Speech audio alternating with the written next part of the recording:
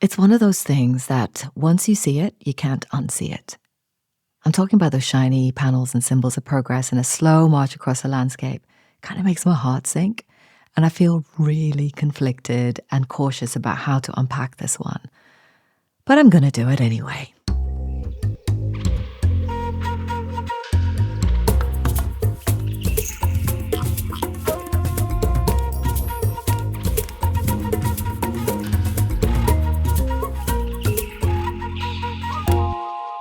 So hey everyone, and welcome to episode 10 of If I Rule the World.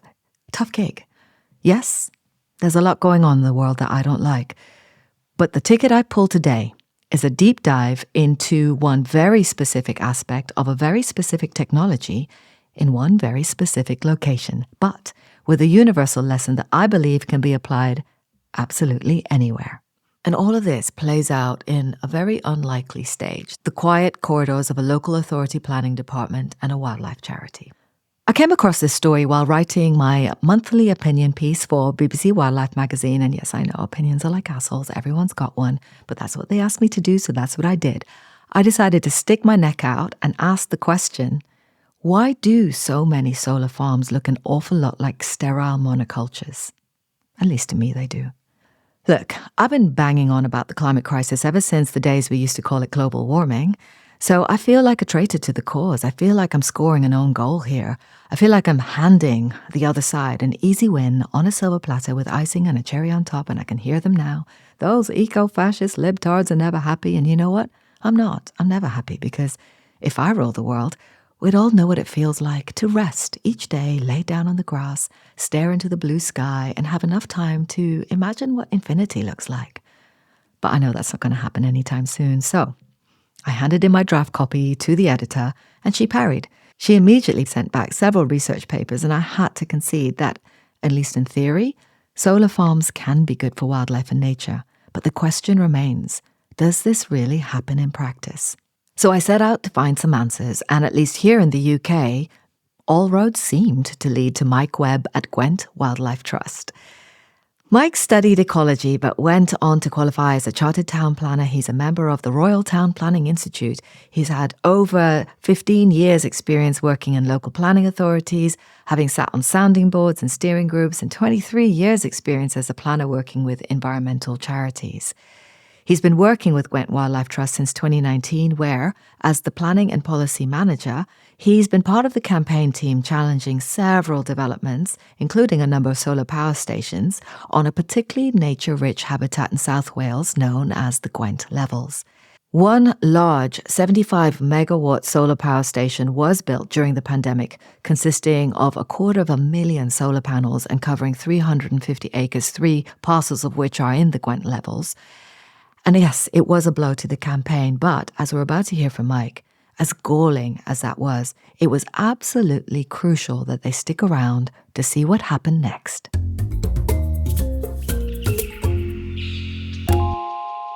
I grew up in my very early years in rural North Wales, and then my family moved to Cardiff, to the capital city.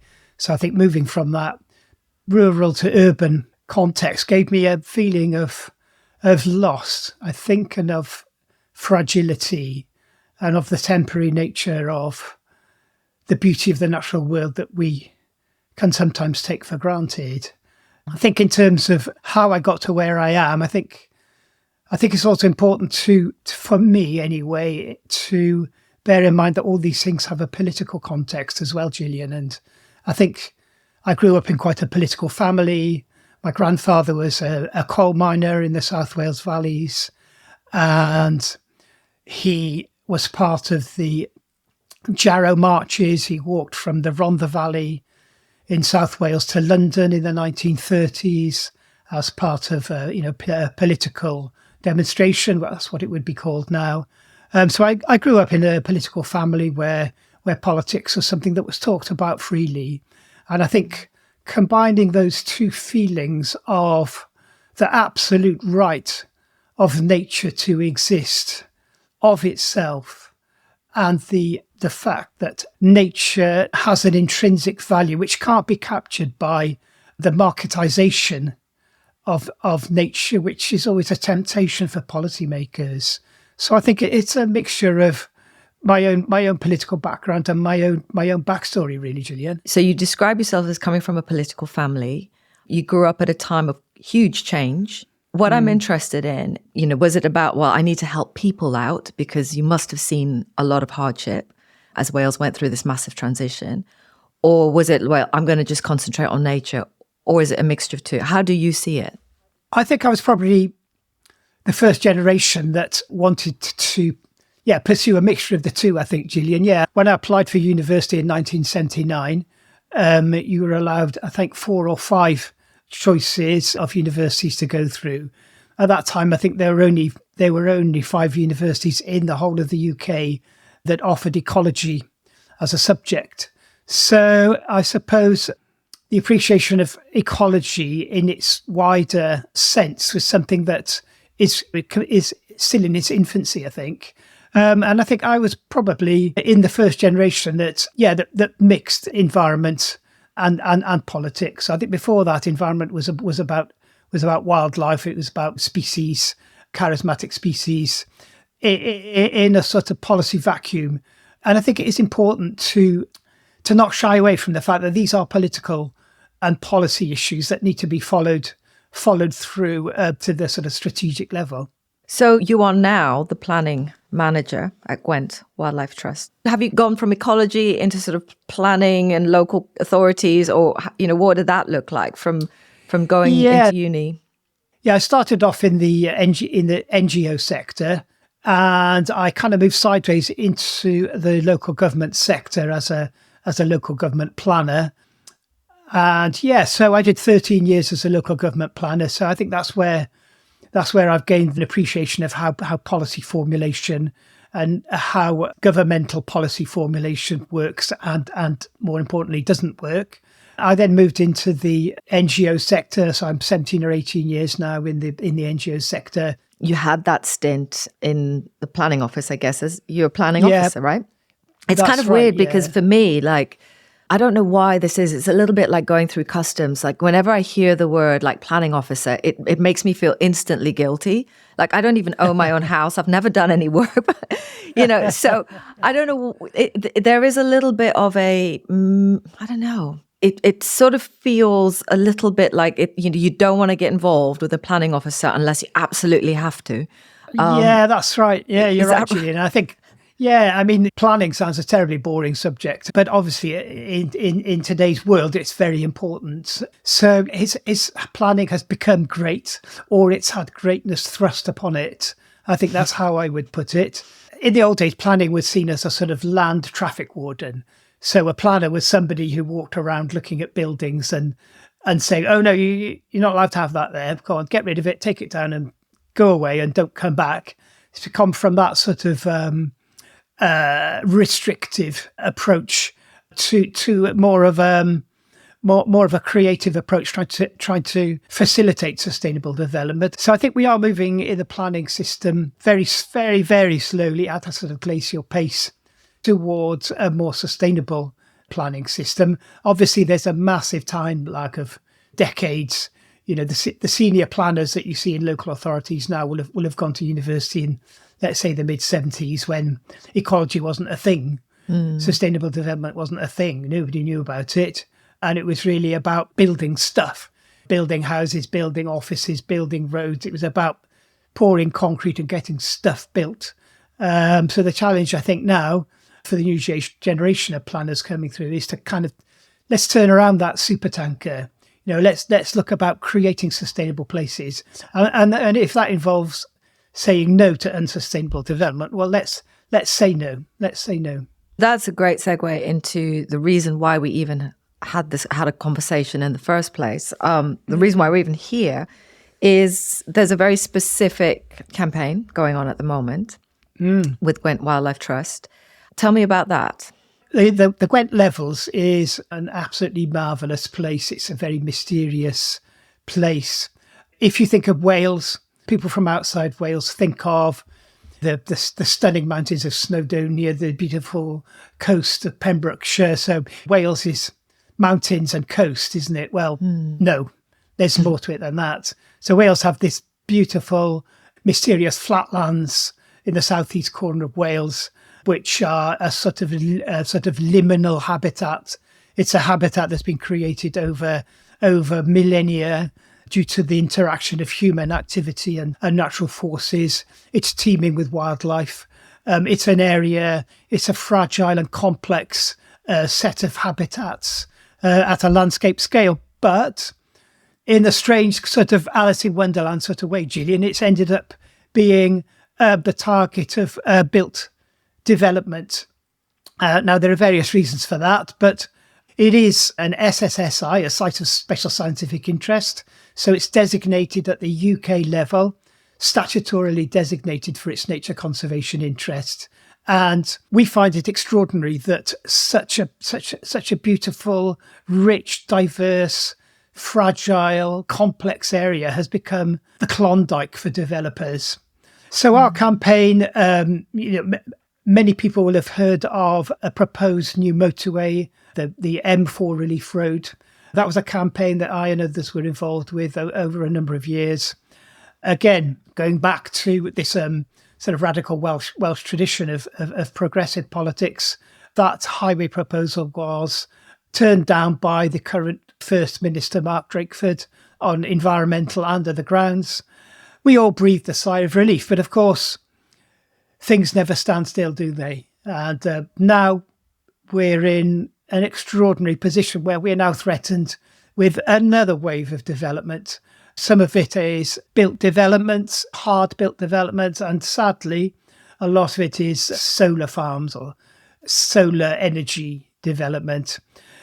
We decided that we're trying to fight all of these solar projects. So there's a wave of solar projects coming through on the Gwent levels SSSI. And I'll repeat that if you think you didn't hear me correctly, Gillian. These are developments on top of a wetland SSSI. So we've been fighting these schemes. The Gwent Wildlife Trust has been fighting these schemes for years and years. And finally we decided, do you know what? We've got to have a red line in the sand. We've got to stop this type of development at the strategic level. We've got to stop it definitively. Otherwise, we and the communities of the levels are going to be fighting individual projects for all eternity. So we decided we and the communities of the Gwent levels, because the Gwent levels is a place for people and communities as well as being for wildlife. We and the communities and some of the other NGOs have started a campaign to bring about a halt, a moratorium on major built developments on the Gwent levels SSSI.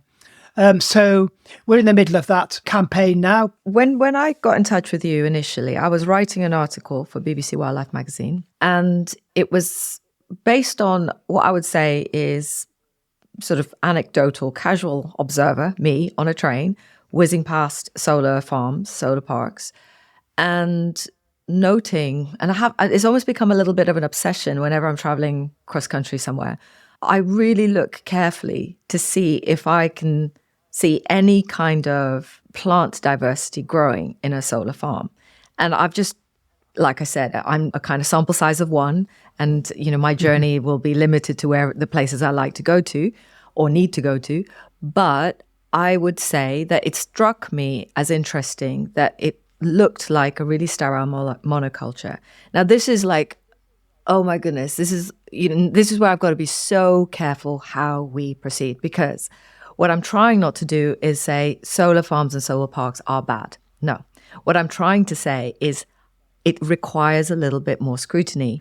So in writing and wanting to research this column that I was writing, I was put in touch with you, and pretty much all roads seem to lead to Mike Webb as the person to speak to about what are the impacts, because it seemed to me that when I looked online, there was plenty of research and articles and kind of literature to support the idea that solar farms can be really beneficial to biodiversity, yet that's not what I was seeing.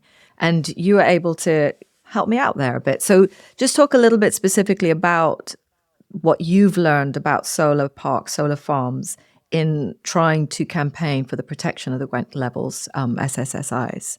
Yeah, sure, Gillian. Well, it's sad, isn't it? It's sad as an environmentalist, as a lifelong environmentalist. It's sad that we find ourselves where we are. We didn't want to be here. We didn't want to be campaigning against renewable energy. It goes against our most deeply held beliefs and feelings. Yeah, absolutely. And it goes against what we would like to be doing. But as you say, we can't run away from the fact that certainly in respect of the Gwent levels SSSI, there is undoubtedly adverse impacts arising from solar farm development. Now, that's not to say that we object to all solar farms throughout Gwent. There are solar farms on improved grassland within Gwent that we haven't objected to. So we do see solar as being an important part of the renewable energy mix. So the Welsh Government has got very aspirational targets for net zero. And we understand that, we get that, and we get the sense of desperation. You've only got to see our burning planet on our TV screens to realise that we are in a climate crisis. But we're also in a nature crisis as well. And you can't separate those two out. The Welsh Government have declared a conjoined climate and nature crisis. We can't save nature by destroying nature. So we are in this sad and Alice in Wonderland situation where we're having to object to solar farms on the Gwent levels SSSI. Now, developers will tell you that not to worry because there'll be plenty of mitigation measures, that will mean that things will be okay. So, sorry, mitigation measures with respect to what? So, for example, they'll say that we won't carry out any physical construction works within, let's say, 5 metres of the wetland features of the SSSI, the drainage ditches that contain this myriad of invertebrates and aquatic plants. They'll say we'll only carry out construction at certain times of the year. We'll only carry out maintenance in certain times of the year. But these things, in real life, these things don't actually happen. There is actually one constructed solar farm on the Gwent levels. And we've been looking into the documentation, relating to what's called post-construction monitoring. So that's a type of monitoring, ecological monitoring, that developers are supposed to do after they've constructed a solar farm or any other type of development. They're meant to go back to the development site, monitor things like water quality, because that's really important for the Gwent levels, because it's a water environment. We've gone back through some of that documentation, which is pretty techie, it's pretty obscure.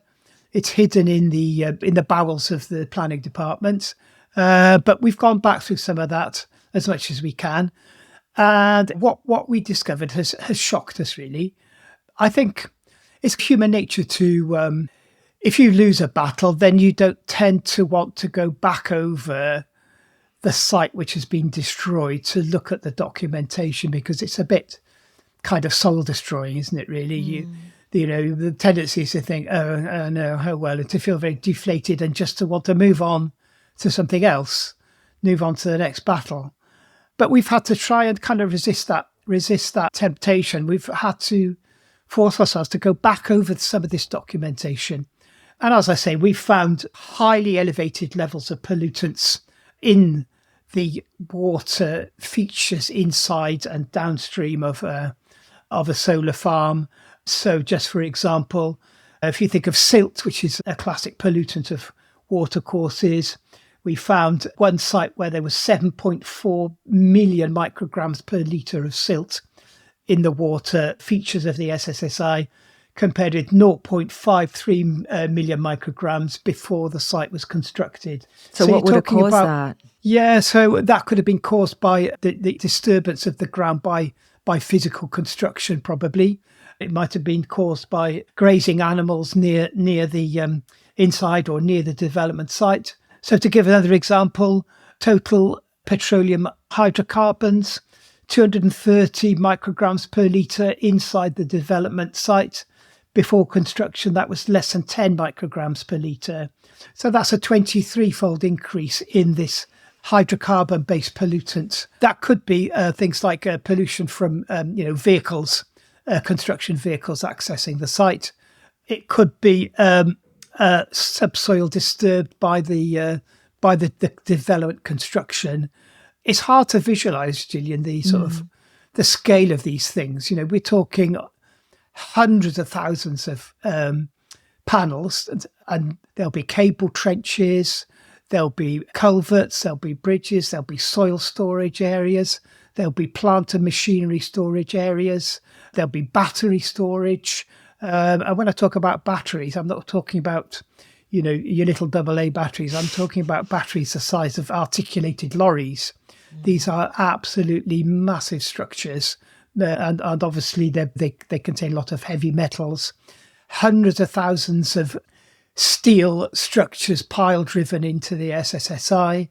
There's a question mark over whether metal pollution will manifest itself. And there are some studies in America from solar farms showing that heavy metals can move sideways in the soil from solar farms. So the picture I'm painting is pretty bleak, to be honest, Gillian. It is. Yeah.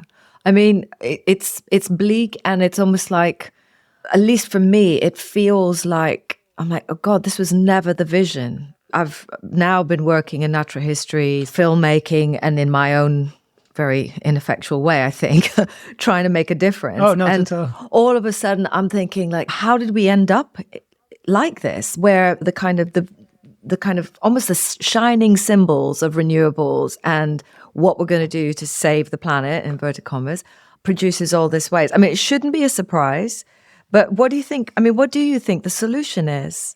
I think it's a lack of kind of strategic thinking.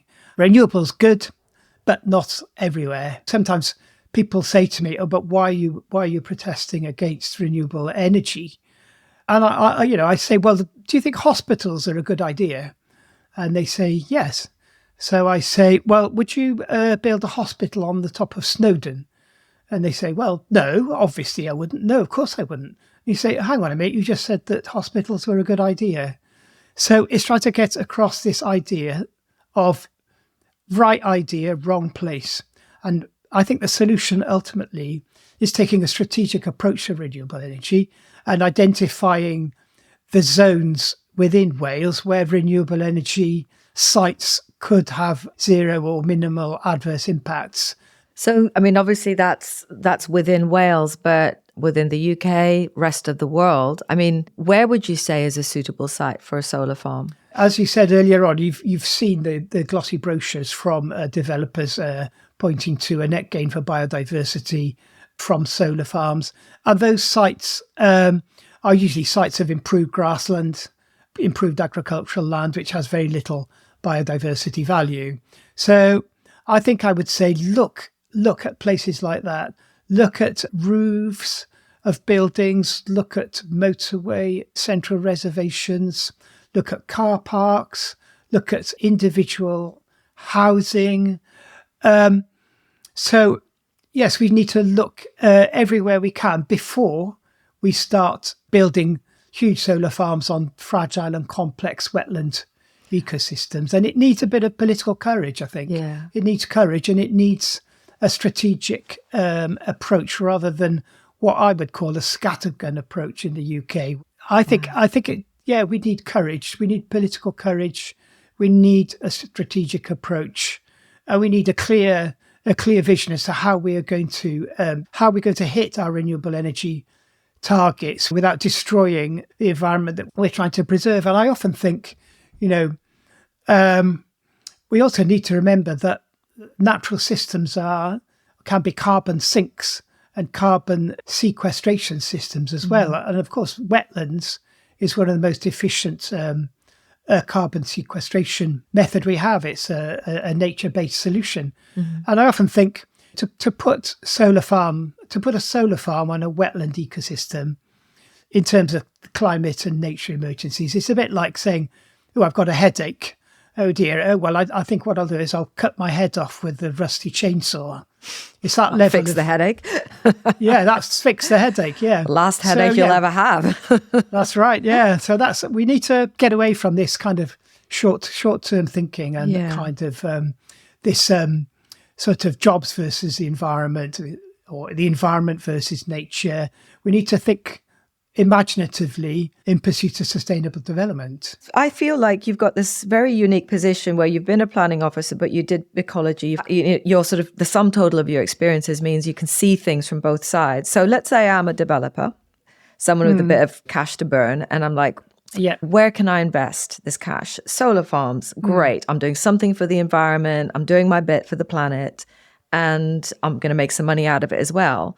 Like, why would I choose, a sort of biodiverse wetland over building solar panels on existing infrastructure? So, say a factory with lots of roof available. Like, what are the hurdles for me as a developer?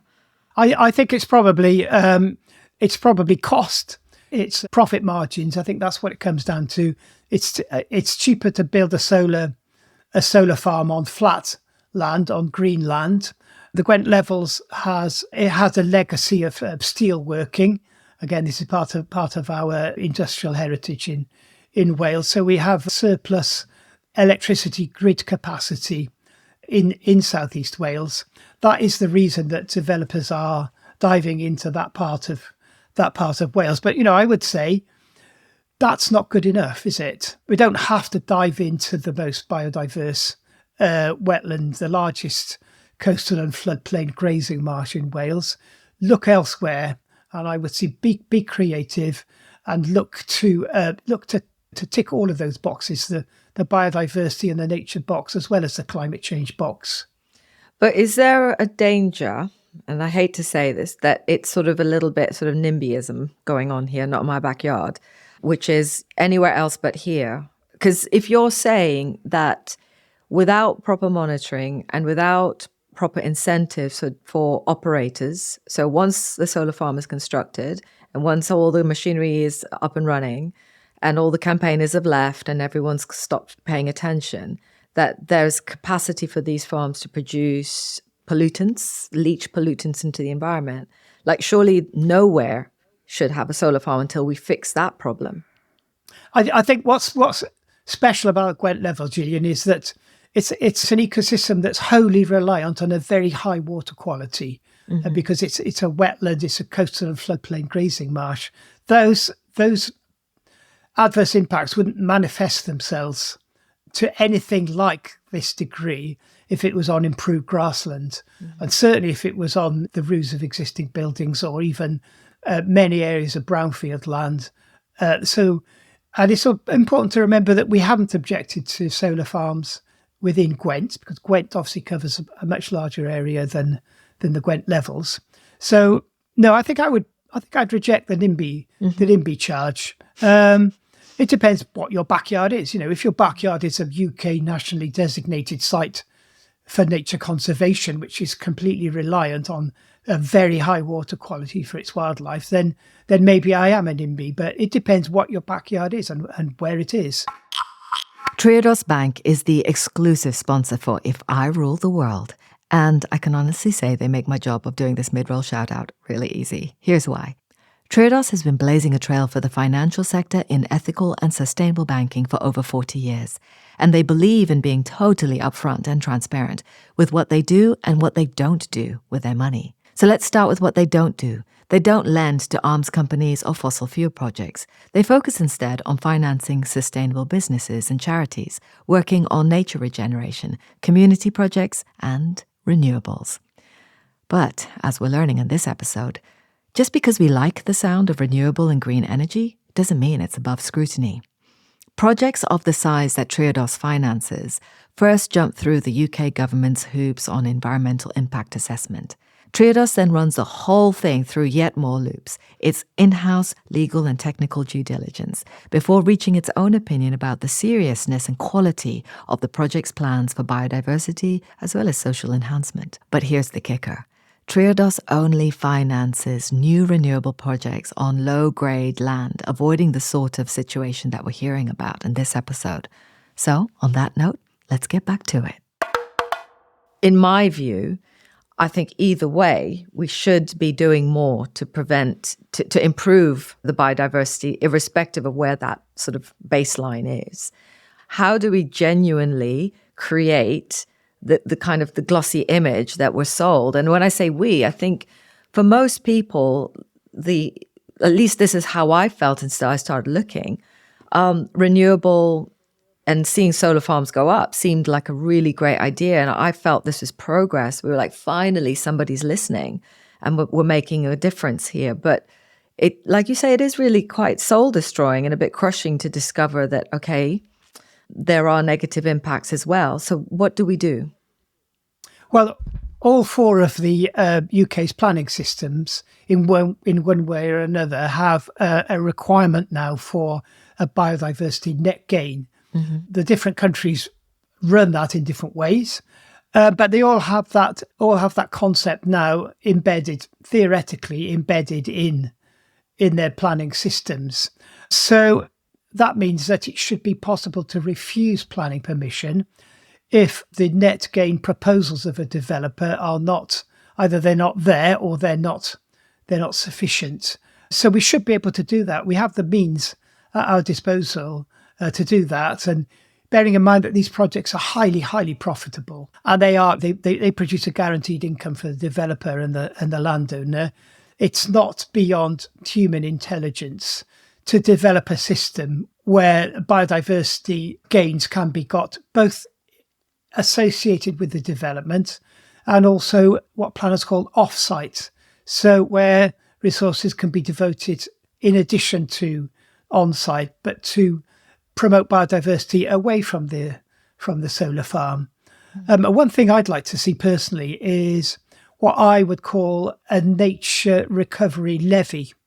So I feel that all developers, especially renewable energy developers, should pay a small percentage of the cost of the scheme into a fund which collectively could be deployed to carry out nature recovery on a landscape scale. I think that's the way forward, is to, like you say, to bring about some meaningful biodiversity enhancement, not the odd bird box or the odd tree planting scheme or the odd bat box, but actually to do something that's of the same scale and magnitude of the development proposal itself, Gillian. We need to be more clear, I think, that there are some locations where development is simply not acceptable. And we need to be stronger and braver and more courageous in promoting that concept. We do have some of the tools in the toolbox. So theoretically, a development proposal must be, quote, wholly exceptional, unquote, to be allowed on an SSSI. But they're like the sleeping clauses of the planning system. They're there, but they're not used very much. So it's the ability to roll out that sort of development at scale is what makes this wholly exceptional. Am I getting that right? That's what the developer would argue, I'm sure, yes. And, when you talk at scale, these projects are absolutely enormous. Paint a picture for me. I was about to say, I can't paint a picture for you. They are absolutely enormous. We've heard about one completely on the SSSI, which is 400 hectares in extent. That's 400. In Wales, we use rugby pitches, but in England, you might use football pitches. 400 football pitches. It's as far as the eye can see. You can't imagine the scale of these projects.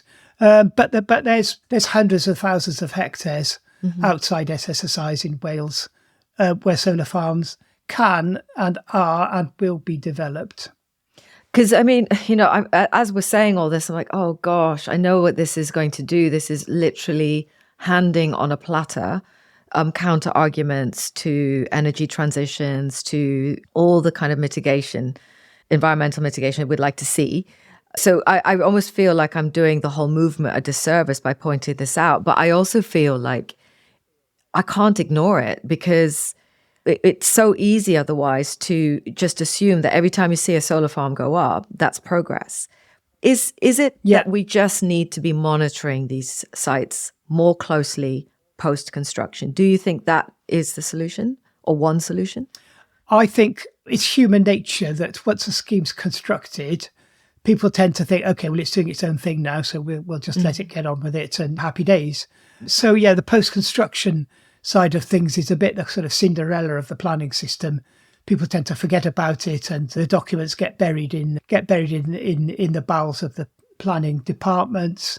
Some of the documents which we've seen, I can guarantee you, I'm probably one of only 15 to 20 people on this planet that have seen some of the documentation that we're talking about, because they're produced as a requirement, and they're then dutifully filed, and nothing much happens with them.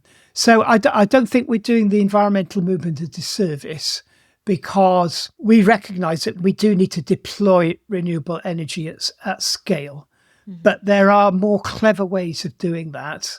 In our sort of understandable dash for renewable energy, somehow in that dash, we've missed a trick. We've lost a grip on, what could go wrong.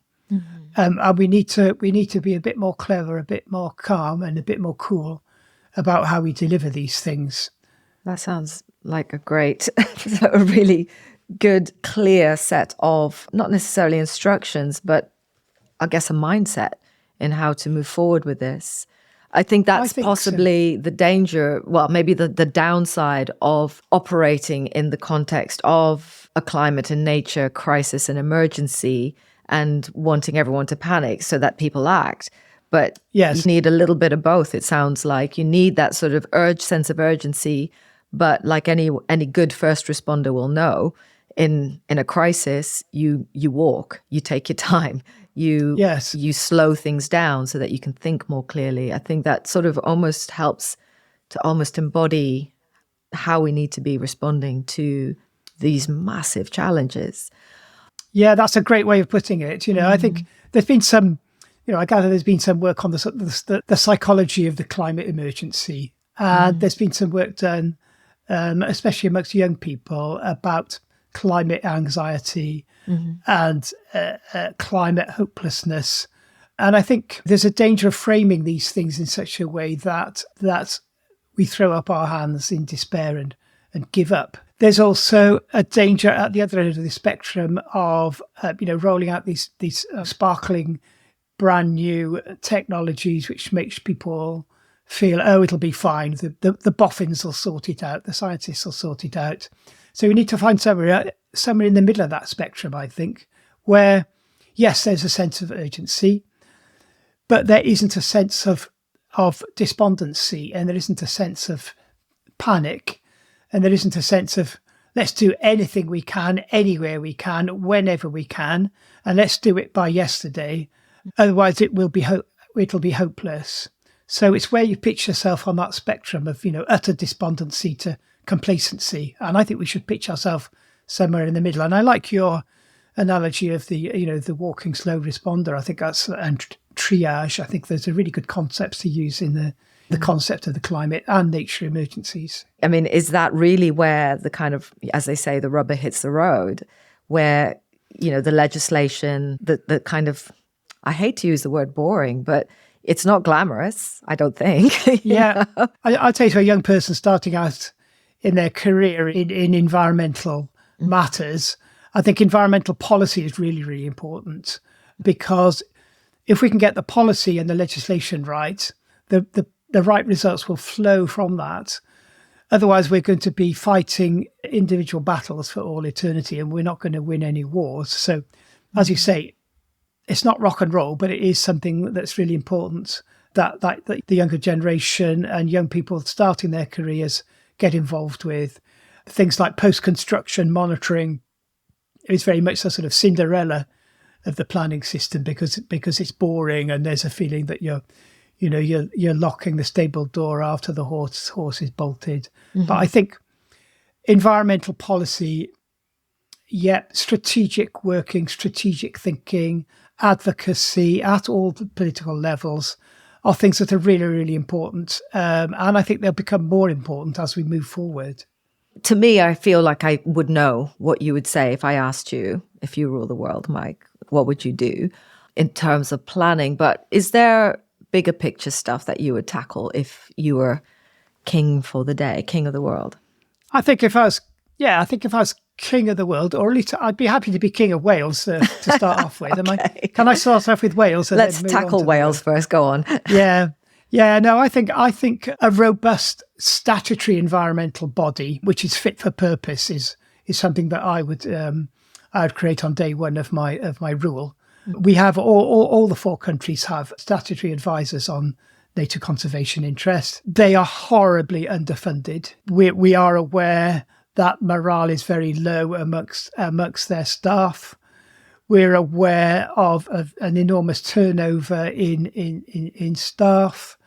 We're aware that they have become a political football and a political punchbag for people who don't see the things the way we do. We're aware that to an extent, they have some conflicting elements within their own mission statements. So I think if I was King of Wales for the day, I think I would say, okay, let's reset our environment protection governmental body and let's make it a lot more fit for purpose. Let's make it more robust, more confident, properly funded. Let's increase its independence from government at all levels, and let's make it resistant to development pressure. Let's move forward on that type of environmental safeguarding and environmental governance. I'm always surprised whenever I ask a guest this question that I don't get some, like the things I would ban if I was in charge, like the list goes on. It'd be much more of a dictatorship than anything else. But it'd be a benign dictatorship, I'm sure. Yeah, definitely. Well, I say definitely. Maybe I should keep those thoughts to myself. I mean, seriously, though, I guess if you rule the whole world, what would you do? There's a kind of temptation to view the fight against climate change through the wrong end of the pipe, if you like, view it through the sort of emissions end of the pipe. And we do become fixated with how many megawatts of renewable energy generational capacity we can produce.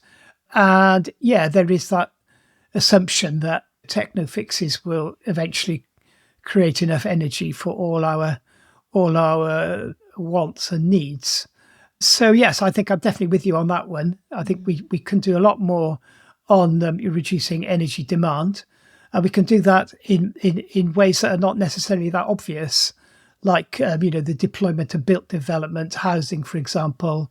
We can make sure that housing is the spatial distribution of housing is more sustainable, that it's nearer to transport hubs. We can make it easier for people to access public transport and leave their cars at home. Yeah, we can do a lot of, again, not very sexy things, but a lot of things which reduce our need for energy at source rather than over-concentrating on a sort of end-of-pipe solutions. So I think on a global scale, again, it's brought into even more sort of stark reality when you think of the terrible struggles that people have had in Latin America, for example, opposing enormous hydropower schemes. People have lost their lives resisting those schemes. One of my heroes is Berta Cáceres, who's a Honduran environmental campaigner who lost her life campaigning against hydro schemes in Honduras. There's a struggle going on in the developing world, in the global south, which is a stark struggle. People are losing their lives protesting against damaging schemes which are nominally renewable. So yeah, I'm definitely with you on reducing energy demand at source as well as generating renewable energy in a sustainable way. And just to, I guess, almost bring us back into what I guess you and I are about, which is the natural world. What is your go-to? Where is your go-to? How do you reconnect with nature? Gwent Wildlife Trust have a string of absolutely wonderful nature reserves. So yeah, I've got a number of go-to places where I want to lift my head up from the sort of boring techie planning documents. So breeding lapwings is an iconic species that I've loved for years. And they have this beautiful display flight. They're a loosely colonial breeding species. So yeah, if you want that sort of wow moment, it's the experiencing the breeding display flight of lapwings and that feeling of they don't need me, they don't need humans to exist, and they're part of a longer and larger flow of nature. They're not a computer game. They're not in an art gallery. They're not a newspaper. They're not a book. They are themselves. They have intrinsic value. They have a right to exist and to be themselves of themselves. I really felt for Mike and any nature board environmentalist caught in this conundrum. Mike is such a measured speaker, but I could really sense his exasperation when he said they don't want to be campaigning against renewable energy. But as he says, this is down to the right development for the right place. Because even though the green energy transition is something to be supported, we'd be fools not to demand more scrutiny and not to keep at least a small corner of our minds open to the possibility that, at least in some cases, people are going to cut corners. The biggest takeaway for me, though, is what I'm calling the loser syndrome. At precisely the moment when the battle is lost and the temptation to walk away is strong, remaining at the scene, no matter how crushing or soul-destroying, as Mike called it, it's absolutely crucial to stick around to see what happens next, to gather data, do the learning, get more strategic, and come back stronger and smarter for the next fight. For me, this is the gem, tucked away in what at face value seems like a very niche story. And it's really energizing. Not that euphoric, punch the air energizing, but marathon energy. And of course, it is a marathon. Thank you to all of you who've been getting in touch with your feedback on episodes and for sharing your plans for world domination. You know what? I'm stunned because so far everyone's being really sensible. Actually, I should say you're really caring, a really compassionate bunch. There have been several people writing in with a clear belief that we've got to start young, with lots of ideas around education, investing in early years education, especially nourishment, care, all that good stuff. But I really like Dave Barker's proposal. Hi, Dave, in Essex. Dave talks about enshrining earth education within all education systems, businesses and economies, so that we really embed a central organizing truth that we are part of the web of life. I love that. Others are calling for a wealth tax, which, I've got to be honest, the first time I started hearing about wealth tax, I was thinking income tax. Of course, the two things are entirely different. And this is something that former interest rate trader turned equality campaigner Gary Stevenson is on an absolute mission about. I'm going to be trying to get him onto If I Rule the World, onto the podcast. He's got a book coming out in the next month, and fuck it, I'm going to give it a plug whether I get him on the podcast or not, because you know what? This isn't about me. This is about all of us.